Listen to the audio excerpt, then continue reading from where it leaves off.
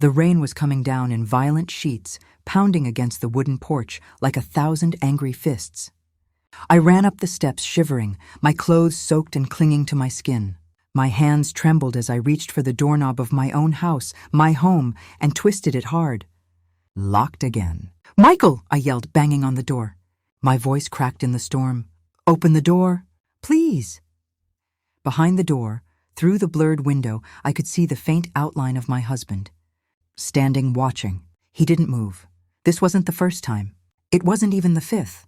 Michael had decided that locking me outside when he was angry was just a lesson.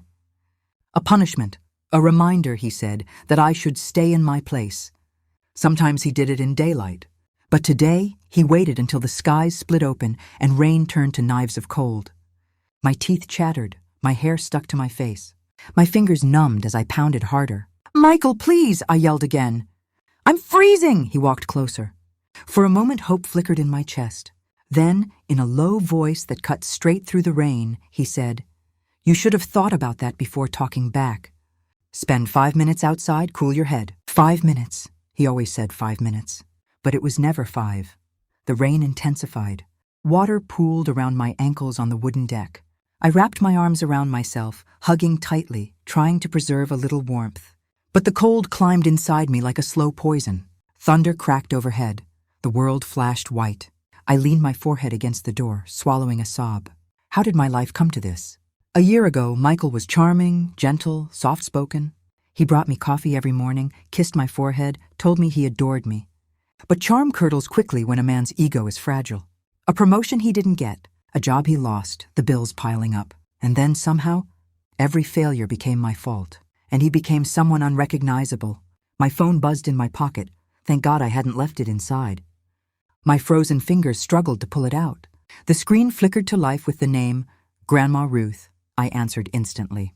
"Honey?" Her voice was warm, steady, the only real anchor in my life. "Why do you sound like you're outside? Is that rain?" My eyes burned. I didn't want her to worry, but the truth slipped out anyway. "Grandma," I whispered, voice shaking. "Michael locked me out again." There was a long, chilling silence on the phone. Then her voice hardened, sharp, protective, fierce like thunder in human form. "I'm coming." "No, Grandma.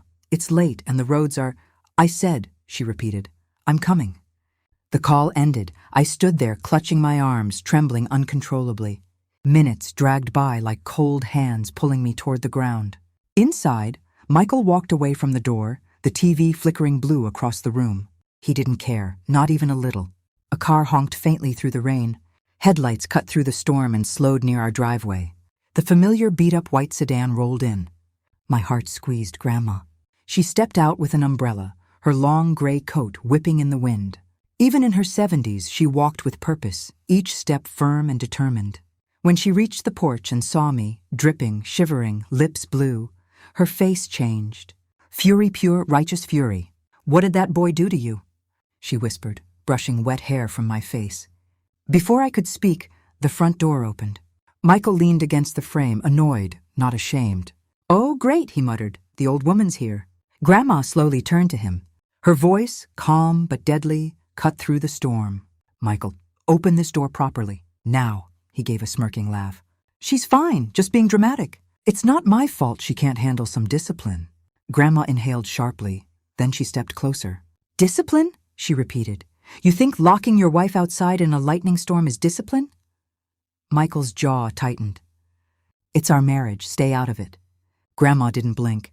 "You should pray," she said softly, "that I only stay out of it." He rolled his eyes. "Please, she needs to learn respect." And that was it. That word respect. It snapped something inside Grandma. Something ancient and immovable. With a voice as cold as the storm around us, she said, "Step aside. Both of you are done pretending this is normal." Michael stood there, arrogance in his eyes. Grandma looked at him once more. And then, in a voice that made my heart stop, she turned to me and said, "Destroy it." I froze. What do you mean?" She pointed at Michael. Then at the house, at everything inside. Her voice, suddenly thunder itself, roared, "Destroy this prison he has built for you." "Tonight." Michael stepped back, startled. Grandma grabbed my hand and whispered, "You're coming with me." and he will regret every single drop of rain he let fall on you. Lightning cracked. Michael's face paled. The storm wasn't outside anymore. It was standing on the porch, in the form of my grandmother. Grandma's grip on my hand tightened as she pulled me off the porch and under her umbrella. The rain hammered around us, but with her beside me, it felt like the storm had finally changed sides. She opened the passenger door of her car and helped me inside, wrapping her old wool scarf around my shoulders. I was shaking uncontrollably, not just from cold, from everything, from years of fear I had buried so deeply I stopped recognizing it as fear. Grandma closed the door gently. The kindness felt foreign. I'd gotten used to slammed doors and raised voices. She walked around to the driver's side and slid in next to me, brushing rain off her glasses. "Buckle up," she said, voice firm. "We're not staying another second." Before she could start the engine, the front door of the house opened again. Michael stomped out into the rain, waving his arms. "Where do you think you're going?" he shouted. "She lives here. She's not going anywhere." Grandma didn't even glance at him, but I hesitated. Not because I wanted to stay, but because leaving felt like stepping off a cliff I had lived at the edge of for years. I whispered, almost ashamed, "Grandma, I don't have money, or clothes, or anything. He controls everything." Grandma finally turned to look directly at Michael. "Oh, he controls everything?" she asked in a low, dangerous tone. "We'll see." I'd heard stories about her younger days, stories of a woman who once stood up to a corrupt landlord with nothing but her cane, who marched into a bank and demanded justice when they tried to steal her savings, who raised 4 children on her own after her husband died. But I'd never seen that version of her, until now. Grandma stepped out of the car and walked toward Michael, each step steady and slow, like a judge approaching a guilty man. Michael scoffed. "Don't start drama, old lady. I can call the cops." "Call them," Grandma said. "Tell them you locked your wife outside in a storm. Tell them she nearly went hypothermic. Tell them you're preventing her from leaving." His face twitched. Grandma kept walking. "You think abuse looks strong?" she asked. "It looks pathetic." "Watch your mouth," Michael snapped. "No!" Her voice thundered across the driveway. "You watch your wife's body temperature drop while you sat inside warm and dry." For the first time, Michael stepped back. Grandma's eyes didn't blink, didn't soften, didn't look away. "You will not stop her," she said. "She is leaving with me." "She can't leave," Michael insisted. "This house is mine. Everything is mine." Grandma leaned closer. "You're wrong," she whispered. "What she's about to take from you?" "You won't recover." The wind howled. Rain slanted sideways. Michael's arrogance started cracking like thin glass. Grandma walked back to me, opened the car door, and said, "Let's go." But I pulled the scarf tighter and whispered, I'm scared. Not of leaving, but of what came after. Grandma cupped my cheek gently. "Let me tell you something, sweetheart," she murmured. "You're not leaving a home. You're leaving a cage, and you're not alone." She helped me buckle my seatbelt. Michael marched toward the car, fists clenched. "If you leave, don't expect to come back. Don't expect anything from me." Grandma slammed her door and started the engine. Then she rolled down the window, just enough to look him dead in the eye. "Good," she said, "because she won't need anything from you ever again." Michael's mouth opened, but Grandma hit the gas before he could speak. The tires splashed through puddles, and the house, his shadow, his control, slipped farther away with every second. Inside the car, the heater hummed. My fingers slowly thawed. I stared at my reflection in the window, pale, dripping, shaking, but alive. Grandma didn't speak for several minutes. She let me breathe, let me process, let me exist without being watched or judged. Finally, she said, "You must make a choice tonight." I turned to her. What choice? The choice to end this permanently. I swallowed hard. "I want to," I whispered. "But he'll find me. He always does." Grandma smiled, but it wasn't soft. It was sharp, not this time. Because this time, you're not just surviving. You're taking your life back. The car rolled to a stop in front of her house, warm lights glowing through the curtains. Safe, homely, comforting. She placed her hand over mine. "You will stay here," she said. "You will heal. And while you rest, I'll handle everything." "Everything?" I asked quietly. Her eyes gleamed with a fierce protectiveness I had only ever read about in stories. "When I said destroy it," Grandma said, "I wasn't talking about the house." I frowned slightly. "But what did you mean?" She leaned forward, voice low and electric, charged with a storm of its own. I meant destroy the power he thinks he has over you. Destroy his control, destroy his comfort, destroy the lies he built his ego on. I stared at her, heartbeat trembling with fear and hope. But how? I whispered. A slow, knowing smile curled on her face. Oh, honey, she said, patting my hand. You have no idea what I'm capable of. The rain eased outside, but inside the car, the storm had only begun. I slept in Grandma's guest room that night, wrapped in blankets that smelled faintly of lavender. My body thawed, my heartbeat slowed. But my mind didn't stop replaying everything.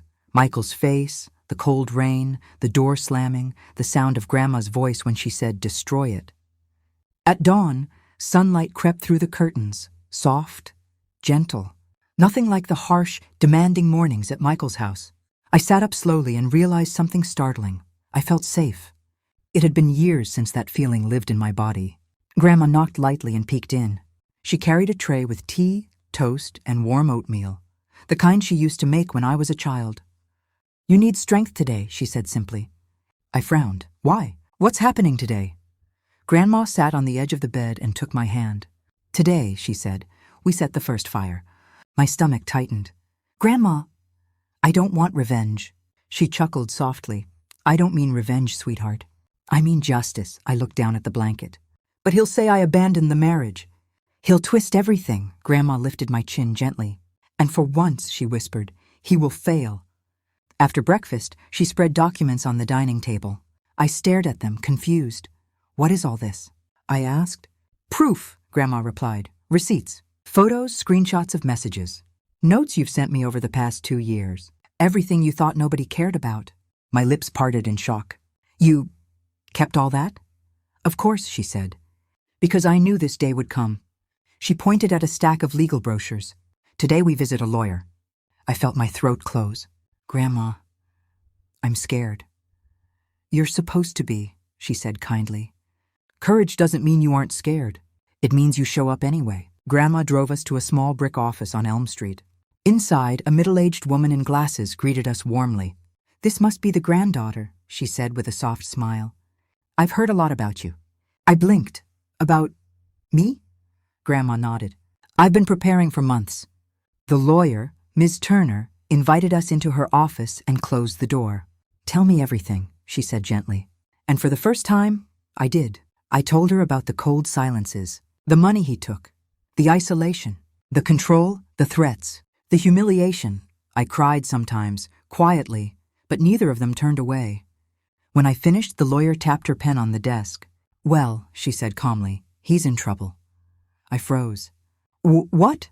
Legally, Ms. Turner continued, locking you outside in dangerous weather is abuse. Controlling your finances is abuse. Withholding transportation, monitoring your movements, isolating you, abuse. You have a very strong case. I felt dizzy. Grandma placed a hand on my back. You're not weak, she whispered. You're a survivor. Ms. Turner pulled out a thick packet. This, she said, is your protection plan. Emergency contact orders, temporary restraining order possibilities, housing protections, asset freezes. Asset freezes, I repeated. Yes, the lawyer said. Anything purchased during your marriage is shared property. He cannot threaten you with money anymore. My heart thumped hard. I had spent years believing I had nothing. But I was wrong. Michael had nothing without control. And today control was slipping through his fingers. When we returned home, Grandma placed her old leather notebook on the table. What's that? I asked. She smiled. My strategy book. She flipped through pages of scribbles, dates, ideas, notes. This, she said, tapping the page, is the next step. What is it? I asked nervously. Moving your belongings out of the house. My chest tightened. But Michael won't let me. That's why, she said calmly. We won't ask. She handed me a slip of paper with a number on it. Who is this? I asked. A police officer, a good friend. He already knows everything. My eyes widened. Tonight, Grandma continued, we go to the house with police escort.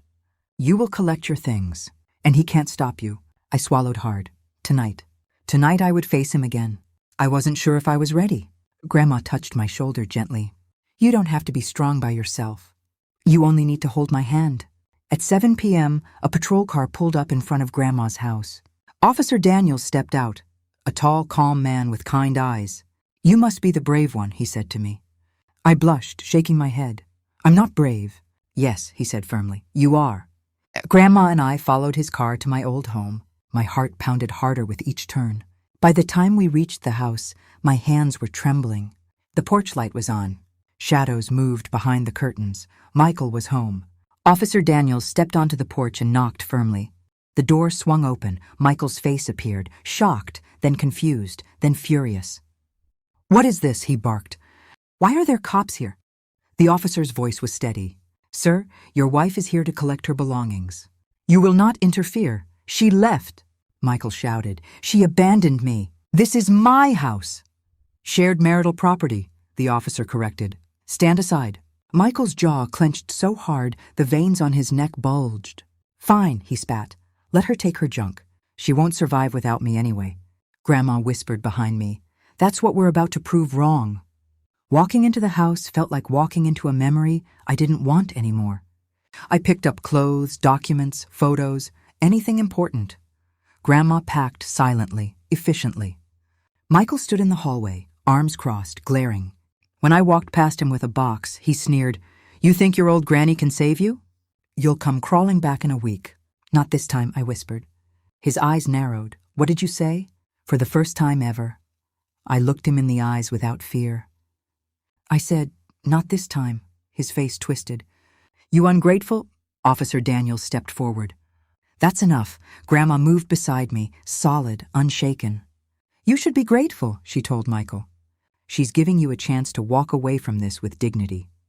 "Dignity?" he scoffed. "I'm the victim here," Grandma smirked. "Oh, not for long," I frowned. "Grandma, what does that mean?" She gave me a reassuring pat. "You'll see, sweetheart. This was only step one." That night, after the police escorted us safely back to Grandma's house with every essential item packed in boxes, I sank into her living room couch. The room smelled faintly of cinnamon and old books, warm, comforting, nothing like the cold tension that had haunted Michael's house. But peace didn't last long. Grandma placed a folder on the coffee table. Not just any folder, a thick, heavy one. "What is that?" I asked. She sat down, folded her hands in her lap, and said calmly, "Step 2. My stomach nodded. Step 2 of what? Of destroying everything he thinks he controls. She opened the folder, and I felt my breath catch. Inside were documents, photos, screenshots, notes. Everything Michael thought he'd hidden. Everything he never imagined would resurface. Everything Grandma had collected piece by piece, quietly, patiently, fiercely. My pulse sped up. "Grandma, how long have you been doing all this?" She gave me a sad smile. "Ever since the first time you called me crying. That was 2 years ago. I knew he wasn't a man who would change, so I changed my strategy." "Strategy?" "Oh yes," she said. "Men like him operate on ego. They think they're untouchable. They think they're smarter. They think silence means defeat. But they forget something important." Her eyes gleamed with fire. "Women study patterns. Grandmothers perfect the art of war." She pulled out a stack of printouts, messages from Michael to another woman. I froze. I never saw these. "You weren't supposed to," Grandma said bitterly. He deleted them from his phone. "But someone forwarded them to me." "Who?" "A friend," she said, though her eyes suggested the friend did not want to be known. Then came receipts, expensive dinners charged to our shared bank account. Photos of him with the woman at bars while I stayed home. Screenshots of hotel bookings. My heart dropped. He cheated on me." Grandma squeezed my hand, repeatedly. My legs trembled. "And now," she continued, "he will learn what it feels like to lose control." Grandma pulled out a legal packet. "This," she said, tapping it with authority, "goes to Ms. Turner tomorrow." I skimmed it with blurry eyes. Spousal abuse report. Evidence of financial manipulation. Proof of endangerment, locking me out in the storm. Screenshots of infidelity, unauthorized expenditures, witness statements, medical report documenting hypothermia, request for emergency alimony, asset freeze motion, petition for primary marital property rights. I froze, trembling. "Grandma, this is everything." "No, sweetheart," she corrected softly. "This is only the beginning." My phone buzzed. His name flashed across the screen. Michael. I almost dropped the phone. Grandma snatched it before I could reach. She turned it off. "He doesn't get access to you anymore," she said. "No calls, no texts, no manipulation. But he'll be angry." "Let him," she said. "Men like him confuse anger with power. When anger doesn't bring you back, he will panic." The next morning, Ms. Turner filed everything. By noon, Michael was served, at work. He called, he texted, he emailed, he sent voice notes. Grandma blocked every number, then he switched to a new number. Grandma blocked that too. Finally, he emailed, "You're making a mistake. Come home now. We can fix this. Then, you're ruining my life. Then, I'll take everything from you, everything. Then, please just talk to me. I didn't mean it." My hands shook as I read each message. Grandma placed a cup of tea beside me. "This is the stage they crack," she said. "He's realizing you're not coming back." "But what if he gets violent?" I whispered. Grandma didn't even flinch. "That's why step 3 exists." That evening, Grandma sat me down again. "We're going somewhere tomorrow," she said. "Where?" "To meet someone who knows Michael better than you think." I frowned. "Who?" Grandma smirked, tapping her temple. "Someone who can tell us what he's truly been up to." I tried to guess. His boss? His mother? His friend? But Grandma shook her head each time. "You'll see," she said. The car ride was quiet. My mind was loud. We pulled up to a small cafe on the edge of town. A woman sat at a corner table looking nervous, twisting a ring on her finger. Her eyes widened when she saw me. Grandma whispered, "Stay strong, she's the key." I swallowed hard. Who is she?" Grandma placed a hand on my back and guided me forward. "She," Grandma said softly, "is the woman your husband has been seeing for over a year." My breath vanished. Everything inside me froze, just like the night in the rain. The woman stood up slowly. I'm so sorry," she whispered. "I didn't know," my ears buzzed. "Didn't know what? Didn't know who? Didn't know he was married?" She gestured for me to sit, hands trembling, eyes full of guilt. Grandma sat beside me, solid as stone. The woman finally spoke. "Your husband? He lied to me. He said you were gone. He said you abandoned him. He said he was the victim." My stomach twisted. She continued, voice cracking. "But that's not the worst part." My heart dropped. Grandma leaned forward, protective and alert. "What is the worst part?" she asked. The woman took a deep breath. Then she said the sentence that shattered everything I thought I knew. "He told me you were mentally unstable, and that he was planning to have you declared unfit so he could take the house and your accounts." My blood ran cold. Grandma's eyes narrowed with lethal calm. And then the woman whispered the final blow. "He said once that happened, he'd send you somewhere far away. Somewhere you couldn't return from." My entire world tilted. My breath vanished completely. Grandma reached for my hand. Her voice dark, trembling with fury unlike anything I'd ever heard. This just became war. Grandma and I returned home just after sunset, the sky bruised purple with approaching rain. The air felt too still, like the world was holding its breath. My heart thumped as I stepped toward the porch where my husband, Daniel, first locked me outside in the storm. The memory still clung to me like wet clothes. But tonight felt different. Grandma's words echoed in my ears. "When the truth knocks, let it in." Daniel's car was parked crooked in the driveway, door slightly open, the house pitch dark inside. Something was wrong. Grandma sensed it too. She tightened her grip on her staff, a carved wooden cane she rarely used but always carried. I knocked on the door, no answer. "Stay behind me," Grandma whispered. She pushed the door open, and it creaked like it was afraid to speak. The living room lights snapped on, revealing Daniel sitting on the sofa with a half-emptied whiskey bottle. His eyes were red, not from crying, but from anger boiling under his skin. "So, you came back," he said, leaning forward. "With her." He gestured toward Grandma with a twisted smirk. "I live here," I said firmly. "And she's my family." His gaze hardened. "This is my house. You walk in here with your witch—" Grandma slammed her cane on the floor. "Watch your tongue, boy." The room shook. No, I shook. But Daniel went still. For the first time, he didn't have a comeback. Grandma stepped deeper into the room. "You think this house belongs to you?" she said. "You think locking your wife outside in the storm made you powerful?" Daniel's jaw tensed. I was angry. She wouldn't listen. "And that," Grandma said, her voice cutting like glass, is why you're about to lose everything." He scoffed. "Lose? I'm the one in control here." Grandma smiled, and it wasn't soft or kind. It was the smile of someone who knew the ending long before the story was told. "Child," she said, "you don't even know the beginning." Before Daniel could speak, footsteps sounded in the hallway.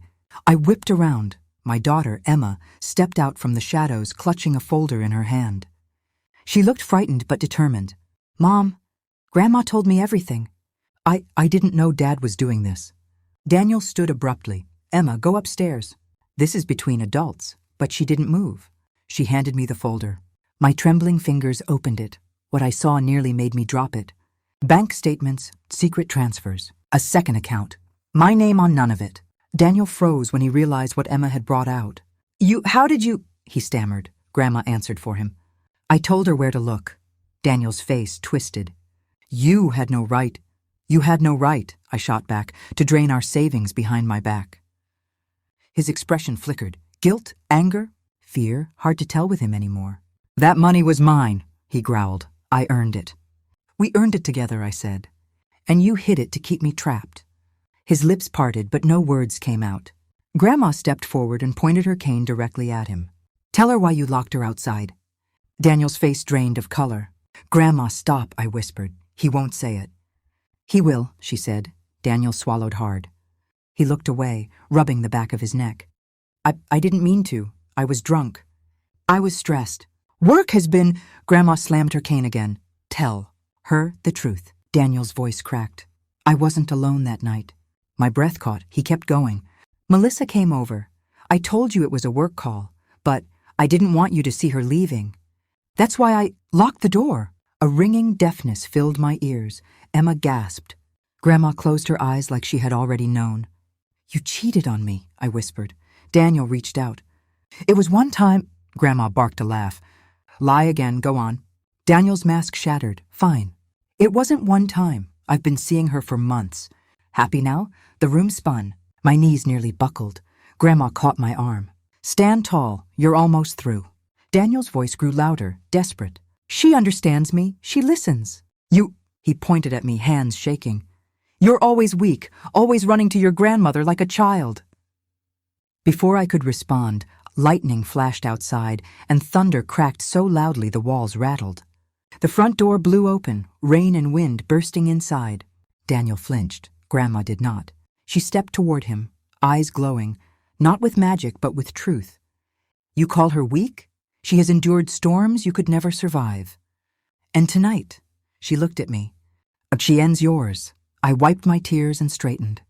Daniel, I said, voice steady. I'm done. He blinked. Done? What does that mean?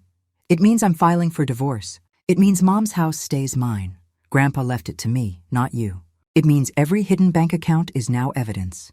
And it means Emma will stay with me until the court decides what kind of father you truly are. Daniel staggered back like he had been punched. You can't. I already have, I said. Emma stepped beside me, holding my hand. Daniel looked at both of us, then at Grandma. And for the first time, he realized something. He'd lost all of it.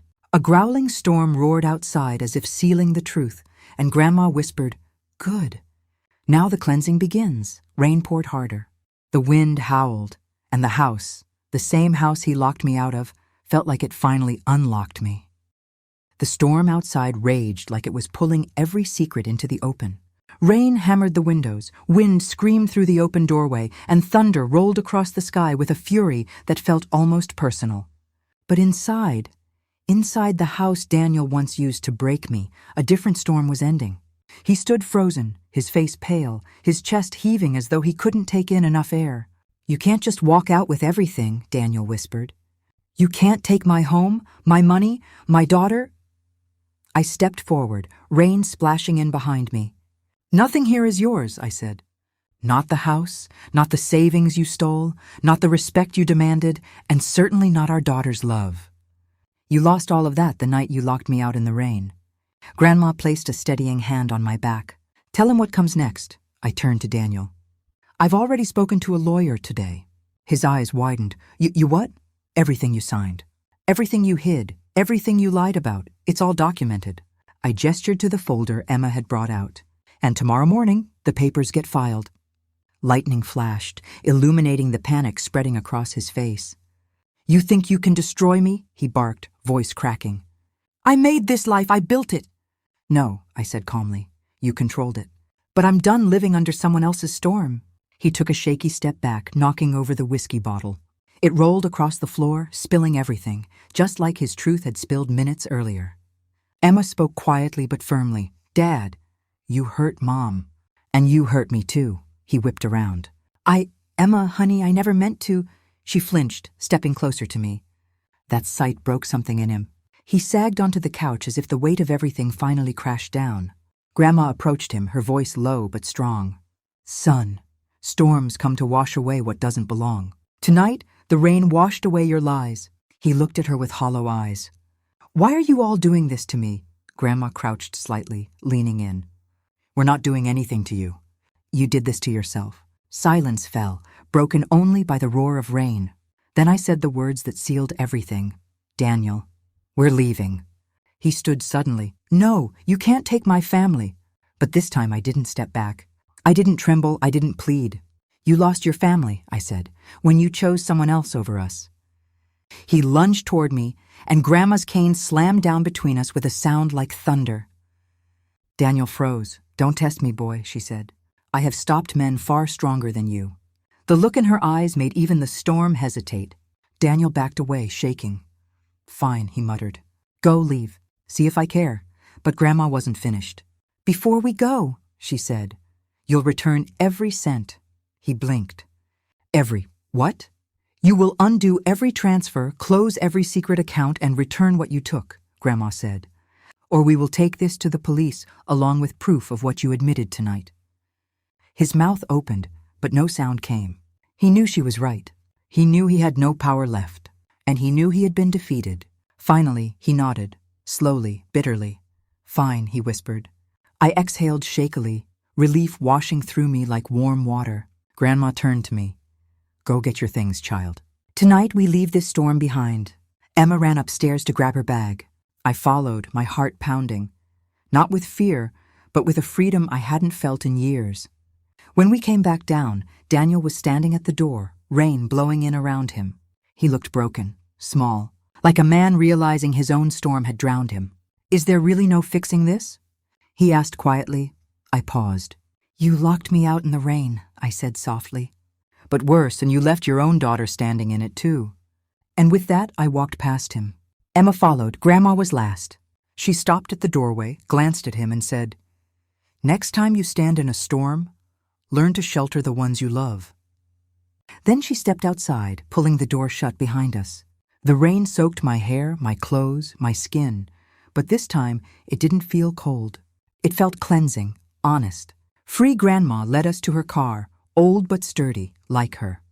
As we drove away, thunder cracked behind us, but the sky ahead was lighter. The storm was passing. Emma fell asleep in the back seat, her head leaning against the window. I watched the road with a strange calmness settling inside me. You did well, Grandma said after a while. I was terrified, I admitted. Courage isn't the absence of fear, she said. It's walking through the rain anyway. I smiled quietly. What happens now? I asked. Now? Grandma said, her eyes sparkling. Now we build a life that can't be washed away. And for the first time in a long, long while, I believed her.